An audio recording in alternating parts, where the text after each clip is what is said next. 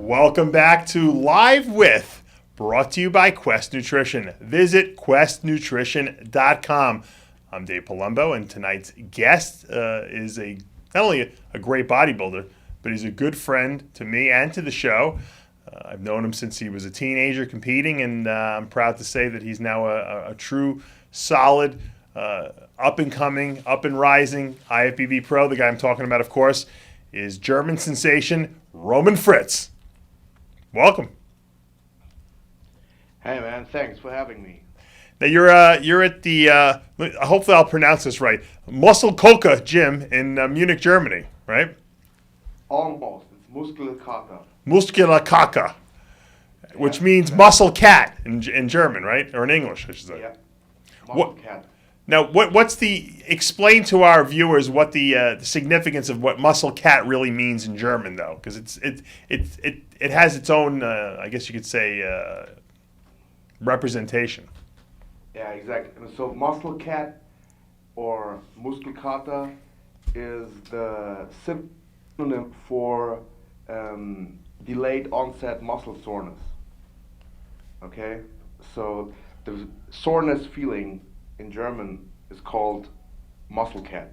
Why do you think that is? I always wonder where the derivation of these terms come from. Is there some deeper meaning to it that we don't understand? I don't know. Seriously, I don't know. Come on, you're a student of the bodybuilding culture. You have to become a language expert now. Muscle cat means delayed muscle on soreness. Interesting. Now, interesting thing about you, Roman, is that unlike a lot of other pro bodybuilders, and this is no dig on the other pro bodybuilders, you work full time. You're at that gym. I try to arrange this interview. It was like arranging an interview with the President of the United States, because you're at that gym 7 days a week working. Yeah, I'm in here every day. I mean, I train twice every day, and then I take clients in between. So I'm here a lot.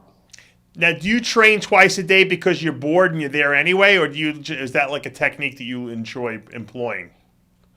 I've always done it, you know, and I started reading the Arnold Encyclopedia, okay?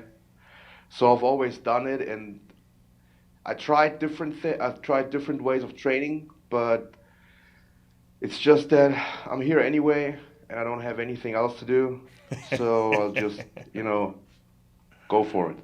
Yeah, I figured that, because you know what? If you were busy doing other shit, the last thing you'd want to do is go to the gym twice a day, right? Yeah, exactly. Now, do you work out 7 days a week like Max Charles, or do you take days off? I rarely take days off. If I'm really tired, then I'll take a day off. But I've got the fire.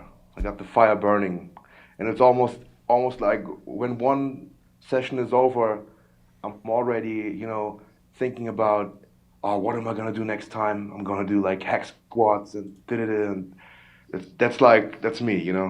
When one session is over, I'm already excited for the next one. Don't you burn out, though? Don't you ever say to yourself, "Oh man, I got to take a day off"? I mean, it's like every single day I gotta think about working out. It's like it would be great if I could just have one day to myself. Yeah, there are days when let's say I had a really tough leg workout. I always do quads, so legs at night, because I can't do anything afterwards anyway. Because as you know, it's like your nervous system is traumatized after squats and everything. Right. Yeah? And then I might wake up the next morning and I'm like, fuck, I'm still like I just got out of the gym. So, and then I'll take a day off. But if that's not the case, I'll just, grab my bag, grab my cooler, and head to the gym. So it's very instinctual then for you, what you do and how you train. If you feel like you need the day off, you take the day off. If you don't, you don't. But knowing you probably never feel like you need a day off. You probably feel too guilty to take a day off, I bet, if I know you well enough. Yeah, you know me too well. Do you think that not taking days off and being so strict has hurt maybe your bodybuilding in the past because you didn't give your body enough time to recover, or maybe you didn't eat enough food to recover from your workouts? Yeah, definitely. Definitely. And how hard was that to to change? Because I mean, it's always hard to change when you get into an anal retentive OCD type of routine. It's hard to break that chain of events of what you're doing. How did you go about doing that, and how did you force yourself to make differences and to changes to your workouts? It's like after a while when you're not, making progress and you're looking in the mirror, let's say you're starting a diet, okay? And your diet down, you end up at a certain weight, okay? And then obviously the next diet you start, you want to end up at a heavier weight, but looking just as hard, right? And if that happens, if that doesn't happen for twice, it might be okay. If it doesn't happen for a third time, then you're like, damn, I gotta change something. And then that's what, is frustrating, seeing that you're not making any progress, and that causes the change. Actually, because of that, I even tried training only once a day, with using Dorian Yates's HIIT training philosophy. I tried that, okay? Right. And in 2011, I did it for a year straight, okay? But then I injured my knee, and I was out for the whole 2011-2012 season. And after that, I got back to my normal routine with the 2 times a day. And yeah, I actually tried different ways of training also, and it was good. It was good back then. But see, the problem is with Dorian's principle, you need a training partner. I think you need a training partner, and you also need a good training partner who knows what he's doing, because you can't, ask for a spot with 500 pounds on a squat, and the guy, doesn't even weigh 150 himself. Are there other bodybuilders at this gym that you work at? Which most people may not know that you train people at this gym. You're not like working behind the front desk there. Are there other bodybuilders there? There are some men's physique competitors, but there are no real, and just amateurs. And not there's anything wrong with amateurs, okay? There's great amateurs out there, but there are no real, I would say, serious bodybuilders here. So where does where does Ronnie Raquel train, and the top pro guys from Germany? Ronnie Raquel, he lives like 2 hours away. Oh, okay. And the funny thing is, I just found out like a couple months ago. Roland Chirlock? Yes. Yeah, he lives like an hour from me. Oh, that would have been a good training partner for you. He's a little older now. Would have been, yeah. 20 years ago. And he has a gym. He has a gym there. Oh, he does? Oh, okay. Mm-hmm. You don't have time to go anywhere because you work 7 days a week, though. You can't even go visit another gym if you wanted to. No, I'll stay in Munich. It's cool here. Do you consider yourself a little OCD, obsessive compulsive? Yes. Yes. Not a little. A lot. Are you one of these guys that has to a certain routine where you have to clean things and keep things in certain order at your house and stuff like that? Are you like that? No, that's not me. Okay. I'm just I don't have this crazy OCD where the salt shaker has to be a certain distance from the pepper shaker and stuff like that. Okay. I just have like a bodybuilding OCD. I got you. I weigh my food to the gram. And I eat at certain times, and I like to train at some times. And if there's, just today when I drove here, there was an accident on the highway, and I was like, "Fuck, what am I gonna do, man? I'm gonna be 20 minutes late or something." Yeah. Yeah. So that bothers you then, stuff like that. Yeah, just when it concerns, actual life stuff. Nothing, no items. You know, I don't have to, like I said, you know, scratch my left side of the face and then also scratch my right side of the face, like some people do. You know, Now, this crazy. now, Roman, a lot of bodybuilders, you know, from Germany, have you know that have been successful in the pros, have moved out of Germany to the United States. Dennis Wolf comes to mind. Do you ever see yourself leaving Germany? Yes, absolutely. Where would you like to go if you do move? Uh, so just Kuwait just came up, but Are you going to join the Camel Crew? um, I would certainly do that. You know, for a couple of months, I would do that. Like seriously. So if Bader Okay. invited you, you would join the Camel Crew out there? You would sign up? Yeah, Yeah. I would. I would. Okay. You'd love it out In a there. heart- You would love it because in a there's nothing to heartbeat. do out there and it's really boring. Like Victor's going crazy out there because Victor likes to party and stuff like that. But you would love it because all you do is eat and train anyway. So it would be like Disneyland for you. Absolutely. I would go there in a heartbeat. If I got the call tomorrow, I would pack my things and right. stay there for 6 I'm months. or I'm so. gonna call Bader Badai up for you, and I'm gonna put a recommendation in that he brings Roman Fritz out there to join the Camel Crew. You and Nathan Diasha could like room together, you know, because Okay, cool. Yep. Roman give Roman a hammock. He'll stay in a hammock. He doesn't need very much at all. Feed him and he's good to go. Yep. So Bader, if you're listening, Roman wants to join the Camel Crew out there for just 4 months out of the year. Would you ever move to the United States? Yeah, of course. Yeah, I would like to move. If I had to choose, I think like Florida, Yeah, me too. somewhere on the East Coast, because if I want to fly back and forth, you know, on the East Coast, you're like right in the middle. Okay, it takes you about maybe 8 hours to Europe, and it takes you, I don't know, 6 hours to Las Vegas to the other side. Yeah, you know what? Right, so- You're better off on the West Coast. I'll tell you why. Because they have international airports there, and you know what? The West Coast is quieter. You wouldn't do good on the East Coast. It's too crazy there. It's like New York on the East Coast. Okay, Jason, you know Jason Huh? He told me to come to wherever he lives. He's on the in West Coast. Florida. Yeah, he's on the West Coast. Pretty No, sure. Jason. He's on the Jason West. lives in Florida. Oh, I'm talking about the West Coast of Florida. I'm not talking about the West Coast of the United States. Okay, yeah, I got you. I'm sorry. Yeah. I'm confusing you. Yeah. The West Coast is too backwards. You can't go to California. You'll never fit in there. Those people, you'd want to kill everyone there. I almost moved there in the '90s, and I stayed there for 2 weeks. And the people, I just couldn't get along with the people. I didn't feel like they were real enough, you know, for me. It was too Hollywood out there. Yeah, it's funny, right? It's kind of strange.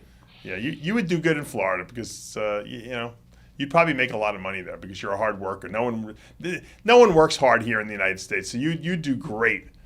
Your work ethic would be monumental in terms of ability to make money. And let's face it, bodybuilding is an expensive sport.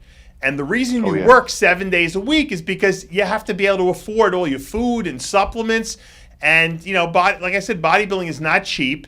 And do you ever find that, like, sometimes you're just drowning in bills? I mean, and just say, you know what, this is just like, I can't believe this. I have to, like, it's like I'm swimming to just stay above water sometimes. No, actually, I'm doing pretty good. But I'm doing pretty good because Because you're working I'm 7 days a week. Yeah. So I'm never short of money. I don't Right. have any, I got my sponsorship with Animal, and I work my clients, how many I get, and during a day, and then I'm doing good. I also have an online store for supplements where I sell mainly like animal stuff Right. because people over here know me for that, Yeah. and that's cool. What do you do? What do you do with your money, Roman? I know you, aside from buying food for yourself and paying rent or whatever you do. I mean, what do you do with your money? Like, what would Roman Fritz do with, like, if he had an extra grand laying around? You know. Aside from buying growth hormone, no bodybuilding related stuff. I was just looking at a BMW M4. Wow, Okay. I'm impressed. That's a step up for you, right? Yeah, of course. But then I figured, man, I'm gonna buy this fucking, you know, very expensive car, Right. and then maybe I'll move to the U.S. next year or sometime, But you and have to sell it. I have the damn car standing in Germany. No, you have to You know, sell what it. am I gonna do with it? Just sell it. That's all. Give it to your mother. Oh, she's not gonna drive it. She's got a Mini Cooper, okay, Owned by BMW too. and she's fine with it, okay. I like the M4. The problem is it looks like it's a little small. It's a coupe. You fit into that thing? Yeah, I sat in it, and I test drove it already, Wow. and I already had the buyer's contract on my desk in front of me, You couldn't do it. and then I was like, I don't know, and I was going back and forth, and then I was What are like, the what is the price comparison between German, the price for the M4 and is it cheaper in Germany than it would be in the United States? I guess it's more expensive over here. Oh, it is. And they're made right there. What does an M4 go for these days? A new one, Yeah. with all the extras, with the carbon fiber, Yeah, of course. details and everything, is like in euros over 100 grand.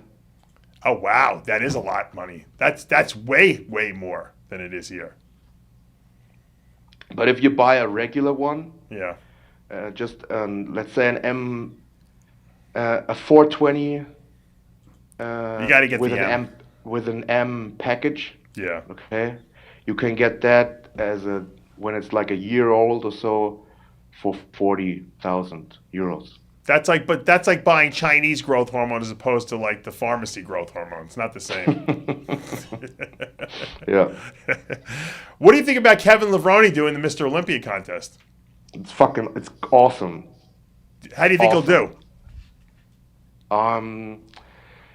I just made a bet with a friend, and I said he's gonna place at least top 6. He said he's gonna place out of the top 10. Yeah. Okay, and I have $100 riding on that. Wow. All right. That's some steep wages right there. I don't know if I would take the bet. The fan in me wants to see Levrone place top 6 and win. The stoic in me is saying I don't know if he can do it. So because I haven't seen one picture of his legs, he sent me a couple upper body pictures, which he looks really good, but I haven't seen his legs. So to me, I'm a little nervous about making a bet, without seeing his legs at all, because the legs are everything at the Olympia level, at least. Now you're planning I on believe in the guy. yeah, you're planning on doing the Tampa Pro Show in August, and then you just recently got invited to the Arnold Asia. So I want to congratulate you on that. That's going to be your first Arnold show ever, correct? Thanks, man. Yeah. So thanks to Tony Doherty for, giving me the green light. That's right. Tony's running that show, isn't he? Now, how do you feel about flying over to Hong Kong there to compete? Is that going to screw you up at all? Your neurotic schedule? Yeah, but when you're competing, your schedule is screwed up anyway, because you just have to deal with it, I fly out. I'll be there Tuesday before the show. The show is gonna be on Saturday, and then I'll just, sit in the hotel room, train, eat, get ready, no problem. Now, obviously, we've been following you since you're a teenager, since you're 19 years old, or I think it was 17 years old, and I've seen you, blossom into the bodybuilder you are today. Are you happy with the way you look right now? What would you like to see? What do you like about your physique, and what don't you like about your physique? I'm not happy. No, why not? Okay. And yeah, because I'm still too small. I get what I like about my physique, but I guess that's not my physique, it's my mindset. I get really shredded. Okay? Right. I get hard, and I get told that every show is like, man, you were the hardest guy in the show, or you were one of the hardest guys in the show, but you have to be bigger. And so that's my problem. I gotta put on the muscle, but I gotta keep my lines the way they are.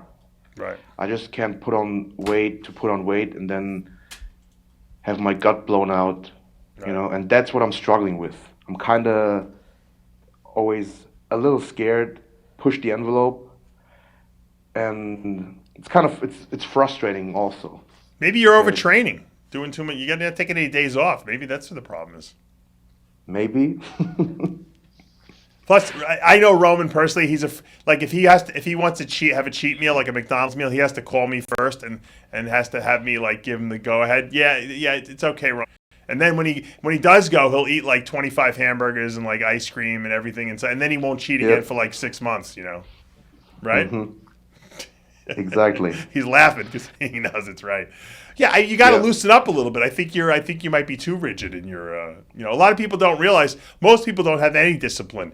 You actually, you're German on top of the fact that you're super disciplined. That's almost like it's almost like a curse a little bit. Yeah, I think it's a good kind of curse. I'd rather have this one than be like the other guy, that looks in the mirror and always thinks he's great. True. You know what I mean?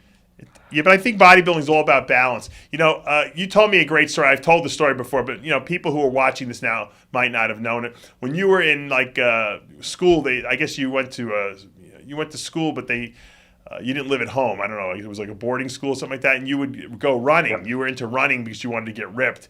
And Roman tells me the story, and you can elaborate on it. Where you would just eat apples all day long, and that was the whole diet. It was apples only, and you would go run, and you would run around like a reservoir or a lake or something like that, and you would run until you basically just collapsed from exhaustion because Exactly. I mean Yeah. that alone is like takes the most greatest discipline of any human being, to be able to run until you just die basically. You want me to tell a story? Yeah, tell the story. It is a good story. Okay. So I was when I was 13 years old, my dad moved out, basically left my mother and me, and then she put me in this. I think it's called boarding school. Yeah. Okay? It's like where you live in school. Okay. But it wasn't like one of these fancy, private schools. It was a regular school with, just housing. And so I was from eating out of frustration because my dad left and, being fed by my mother and my grandmother. I was, slightly on the chubby side. At least that's what I thought. Right. Okay. Dysmorphic, yeah. And then I was like, okay, man, I don't have anything to do here. I hate it here. I gotta do something with my time. So there was a lake, it's called Chiemsee, Lake Chiemsee. And I was running around it. I started, jogging outside. And then I started jogging around the lake every day. And I started out with 10 minutes because I couldn't handle any more than 10 minutes. And then I eventually built up to that I could run like straight without stopping, without drinking in the summer heat, for over 2 hours. Yeah. You're like running marathons essentially every day. Yeah, I also did in Munich the half marathon. Did that once. Wow. And all I ate for a couple of months, okay, was apples from the school cafeteria and nothing else. Okay, nothing.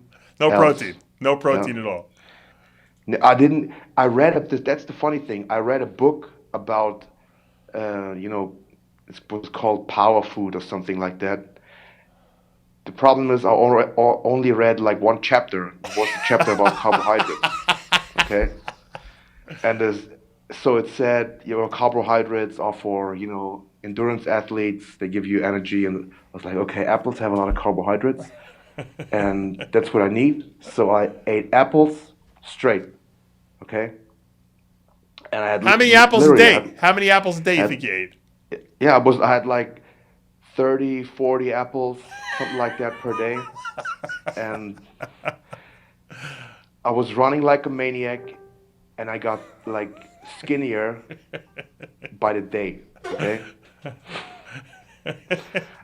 Should have put that on YouTube. Yeah, did you tell me a story that all the girls at school were asking you how you were losing all this weight? Yeah, that was the thing. And then I was sitting, in the at the cafeteria while during lunchtime, I had like 10 apples in front of me, and I was eating them.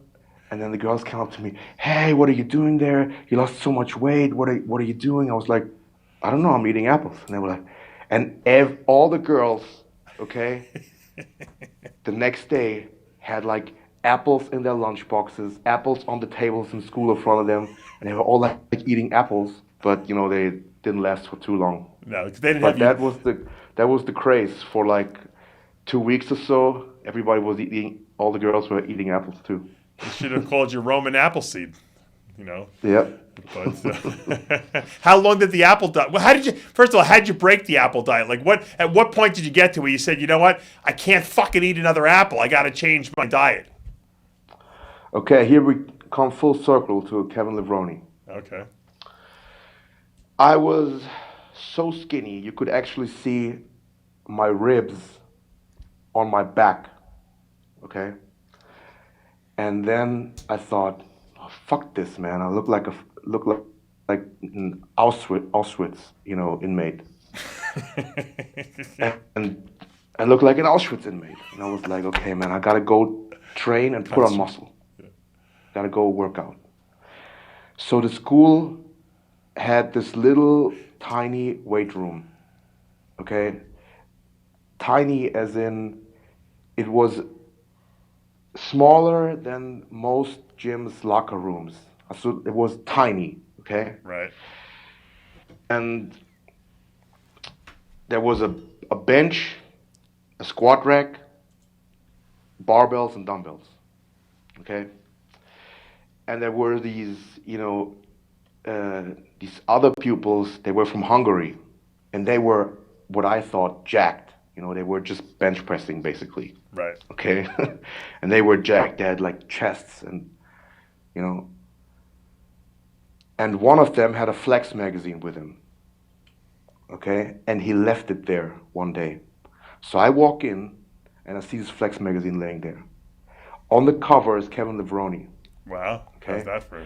Wearing a golf visor hat and doing like a double cable crossover. And I was like, what the fuck? You can look like this? This is actually a human being. You can be this lean and shredded and, crazy looking. And that, in that moment, I said to myself, I'm gonna look like this one day. I had no idea about IFBB or professional bodybuilding or anything. I just looked at this picture on the cover of this Flex magazine, Kevin Levrone, and I was like, damn it, that's what I'm gonna do. Okay, and that was like 10 years ago, and ever since then, I'm still pursuing this dream. Still trying to get there. and then that's when I, started reading, educating myself. Oh, you gotta eat protein? Okay, I gotta eat chicken. I gotta eat potatoes. I gotta eat stuff like that. And I slightly, step by step, increased my food. Bought a book from Weider, which was called Weider's Bodybuilding System. And it had training schedule in there, and it had, the milk and steak and eggs diet, Right. and pictures of Lee Haney and Rich Gaspari back then, black and white. Do you remember back in the book they actually say to take days off? You must have missed that chapter, huh? No. The first training schedule I put together was 4 days a week training. Okay, upper body, lower body session. So everything twice a week. 4 days a week training, and yeah, that worked out good. Why don't you try that again? Maybe that'll work for you. Maybe you got to go back to the Weider system. 4 days a week. I know what you're going to say. You're going to be like, what am I going to do the other 3 days a week? I'm too bored. That's your problem. You got to find a hobby or something like that because you got nothing else. You got nothing else to do except for bodybuilding. You see, you get bored and you wind up overtraining because of that. Yeah, that's exactly the thing. I'm like, what am I going to do now? Maybe you should breed snakes like I do, Roman. I'll send you a couple snakes. You get you started. How about that? You'll keep the cages immaculate because, you're so neurotic, I think you need a hobby. I really do. Or, yeah. It's probably a good idea. Yeah, you got to get another interest. This way, it'll take some of the edge off the bodybuilding. This way, if something goes wrong, you won't want to, commit suicide or anything like that,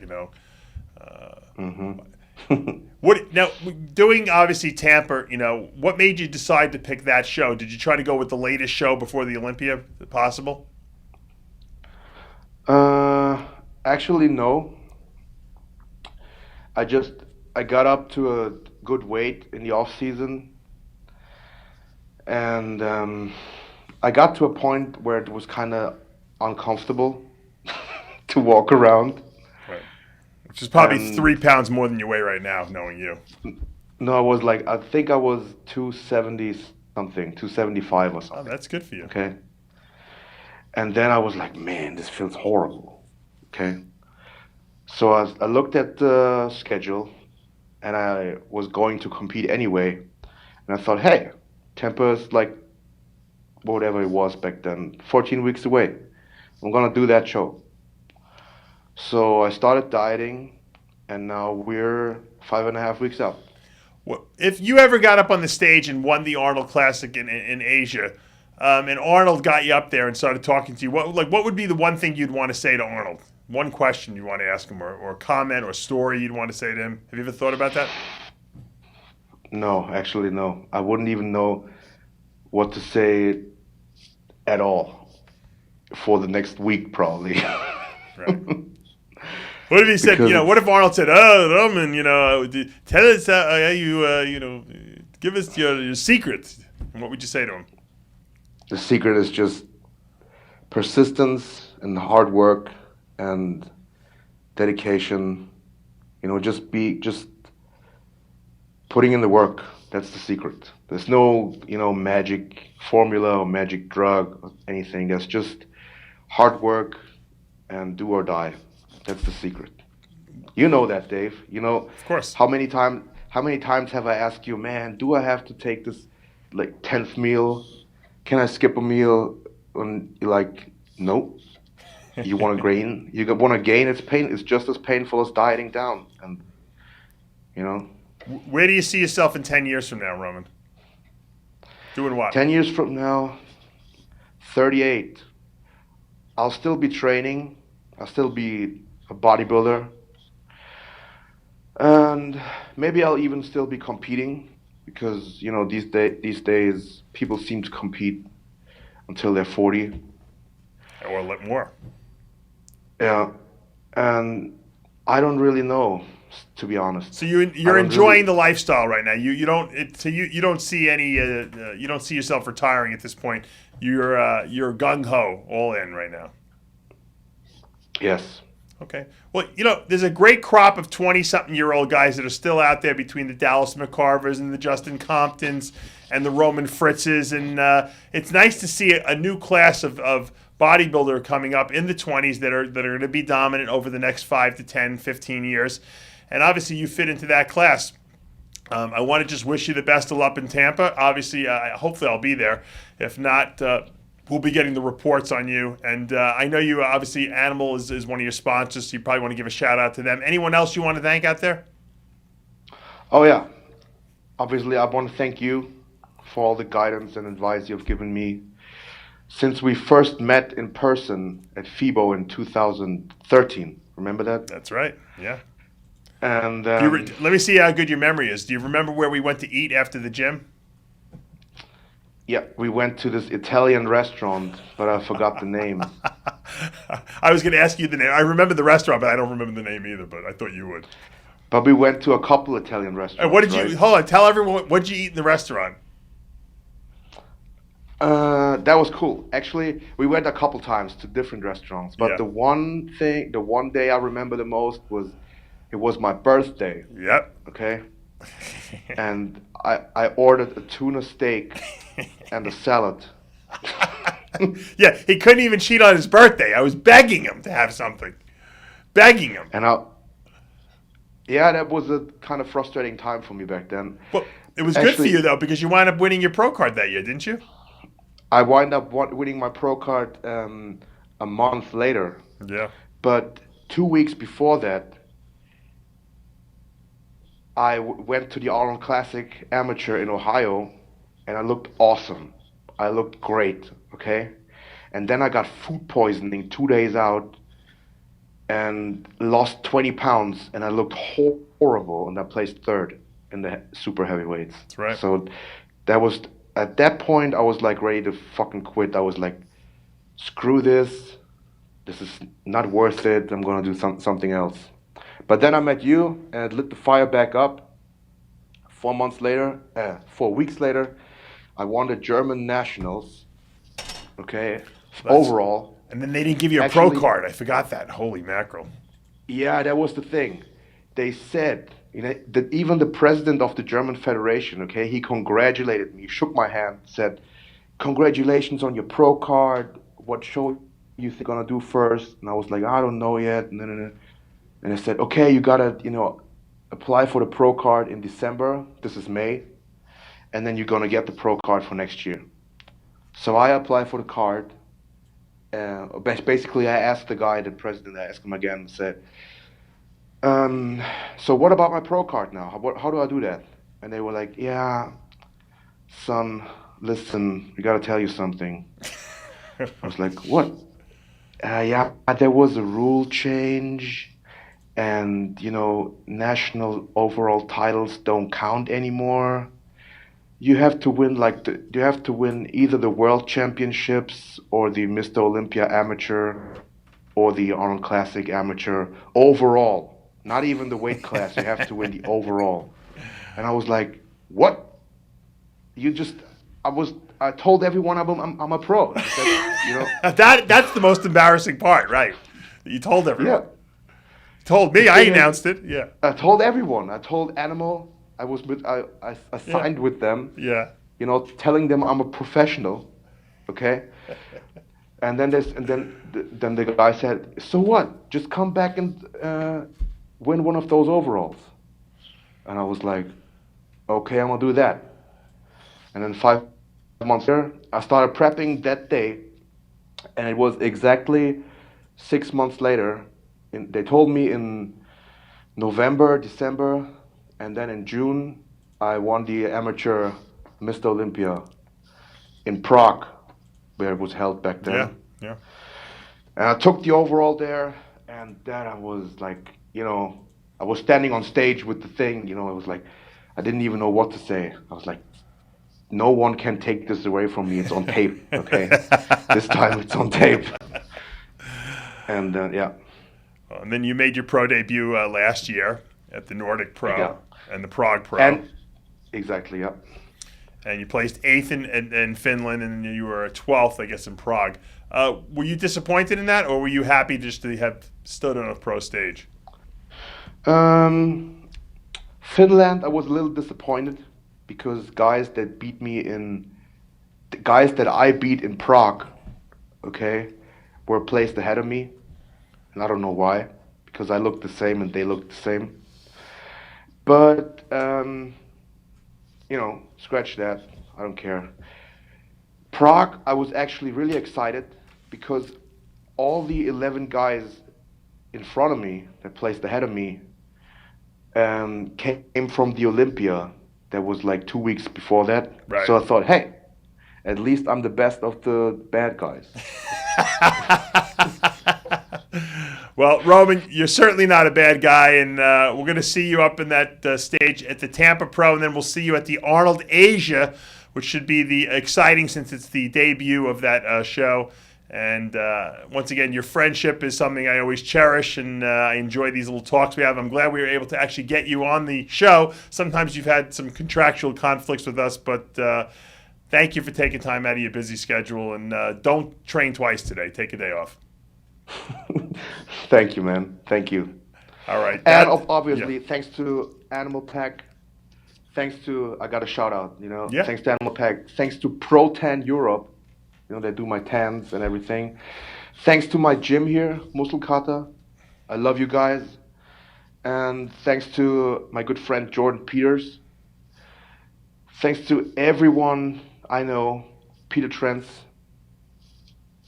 and everybody I have forgotten. And thank you, Dave. Thanks, RxMuscle. And whoever you forgot will probably unfriend you on Facebook now. So, no, guys, don't take it personally. I put him on the spot here. Well, thank you, Roman. And that's going to take us to the end of another episode of Live With, brought to you by Quest Nutrition. Visit questnutrition.com. I'm Dave Palumbo, and we'll see you next time.